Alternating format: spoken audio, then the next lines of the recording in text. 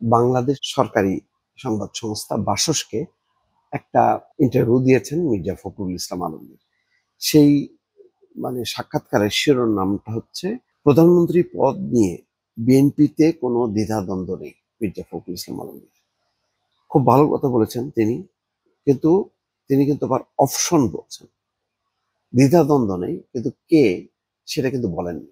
তার আমি পুরো কথাটা একটু কোট করি, মনোযোগ দিয়ে শোনেন। বাসসের পক্ষ থেকে যে প্রশ্নটা, যে বিএনপি রাষ্ট্র ক্ষমতায় গেলে কে হচ্ছেন প্রধানমন্ত্রী, উত্তরে মির্জা ফখরুল ইসলাম আলমগীর বলছেন, আমাদের দলীয় চেয়ারপারসন বেগম খালেদা জিয়া যদি সুস্থ থাকেন এবং কাজ করার উপযোগী থাকেন তাহলে তো তিনি হবেন, আর অনুপস্থিতিতে আমাদের চেয়ারম্যান তারেক রহমান হবেন।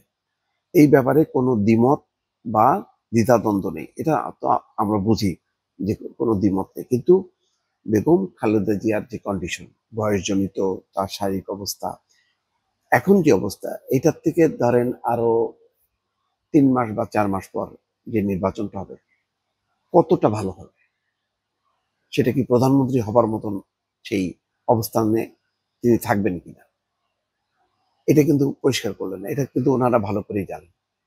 এখানে মোট কথা আমি যেটা দেখি, সোজা কথা, আমি তো আর এত আমার কোনো দলীয় দায়বদ্ধতা নেই। এক গণমাধ্যম কর্মী হিসেবে আমার দায়বদ্ধতা আছে, পাবলিকলি আমাকে পরিষ্কার করতে হবে। সেটা হচ্ছে, আমি যেটা বুঝি যে তারেক রহমান ছাড়া কোনো বিকল্প নেই। এখন এই যে পাবলিকলি আপনি যদি বলেন যে বেগম খালেদা জিয়া যদি সুস্থ হন তাহলে তিনি প্রধানমন্ত্রী, আর যদি তিনি কমফোর্ট ফিল না করেন বা সুস্থ না থাকেন, উপযোগী না হন, কাজের উপযোগী, তাহলে তারেক রহমান।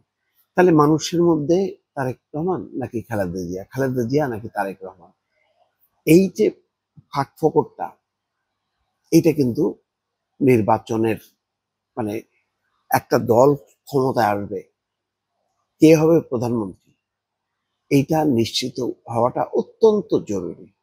বিশ্বের যে কোনো দেশে এই ধরনের কাঠামোর মধ্যে যখন একটি নির্বাচন হয়, দেখেন ওই ভারতে যদি বিজেপি জেতে তাহলে কে প্রধানমন্ত্রী হবে জানে সবাই, যদি কংগ্রেস হয় কে প্রধানমন্ত্রী হবে জানে সবাই।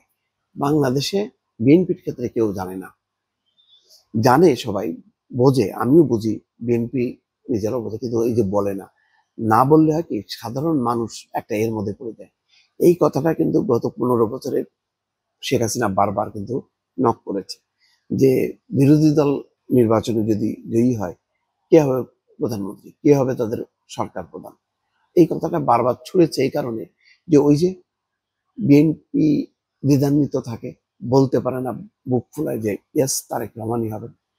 এইটা আমি মনে করি যে নির্বাচনের আগে পাবলিকলি এটা ক্লিয়ার করা দরকার। একটা কেন্দ্রে মানুষ পছন্দ করে, 2টা কেন্দ্র পছন্দ করে না, একটা কেন্দ্রে আবর্তিত হয়, একটা লক্ষ্যে মানুষ অগ্রসর হতে চায়, সেই লক্ষ্যটা বিএনপিকে নির্দিষ্ট করতে হবে।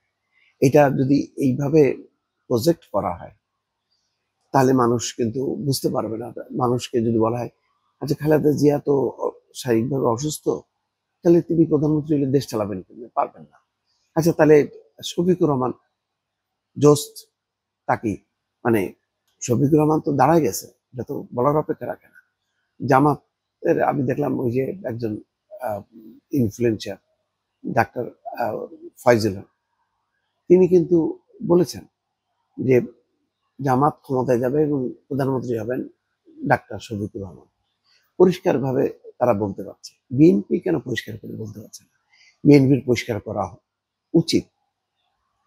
পরে বেগম খালেদা জিয়া কি হবে জানি না, কিন্তু এখন এক্সিস্টিং যে লিড দিচ্ছেন দলকে তারেক রহমান, তাহলে তারেক রহমান দেশে তার দ্রুত ফিরে আসা, অ্যাপিয়ার করা যে ইয়াস তিনি আমি তো দেখলাম বিবিসিতে অসাধারণ একটা তার ইন্টারভিউ, খুব মাপা কথা, এমন কোনো কথা বলেনি যে কথা নিয়ে একটা বিতর্ক হবে বা কেউ ওই পয়েন্টটা টেনে নিয়ে তারেক রহমানকে বেকায়দায় ফেলবে, এরকম কোনো পয়েন্টই রাখে নাই। সুন্দর চমৎকৃত একটা বক্তব্য। তাহলে বিএনপিকে তারেক রহমানকে সামনে রেখে প্রজেক্ট করে নির্বাচনের মাঠে এখনই ঝাঁপায় পড়া দরকার।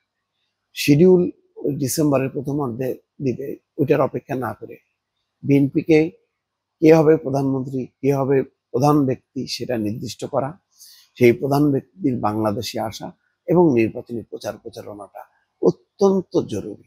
এই বিষয়টা যত পিছাবে তত কিন্তু মাঠটা অন্যদের দিকে ঠেলে দেওয়া হবে, এটুকু বলতে পারি দর্শক।